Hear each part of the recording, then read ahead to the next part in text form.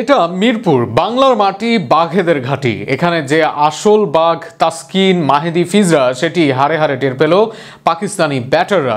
শুরু থেকে আগ্রাসী বোলিংয়ে একের পর এক উইকেট তুলে নিয়েছেন তাসকিন, তানজিম, ফিজ, মাহাদিরা।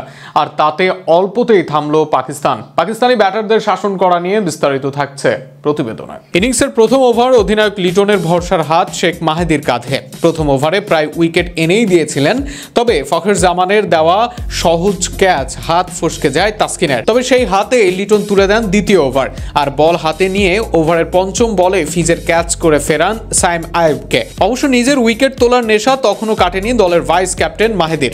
নিজের দ্বিতীয় ওভারে এসেই শামীমের ক্যাচ করে ফেরান সদ্য উইকেটে আসা মোহাম্মদ হারিসকে।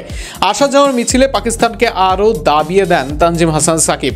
একের পর এক বল যেন আতঙ্ক তৈরি করছিল ব্যাটারদের, আর সেই আতঙ্ক থেকে রেহাই পেতে গিয়েই ভুল করে বসেন দলের অধিনায়ক সালমান আলী আগা। সাফল করেই স্কুপ খেলতে গিয়ে লিটনের হাতে সহজ ক্যাচ দিয়ে ফেরেন এই ব্যাটার। আগের সব বোলার উইকেট পেয়েছেন, নিজেকে বঞ্চিত করেননি দলের সেরা পেসার ফিজো।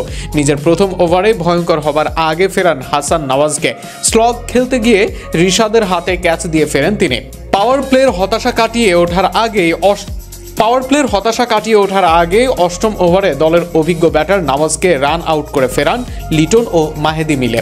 তবে আসা যাওয়ার মিছিলে একজন ছিলেন ভিন্ন, তিনি ফখর জামান। প্রথম ওভারেই জীবন পাওয়া ফখর অবশ্য 50 পূরণ করতে পারেননি ভুল বোঝাবুঝি রান আউটের ফাঁদে পড়ে।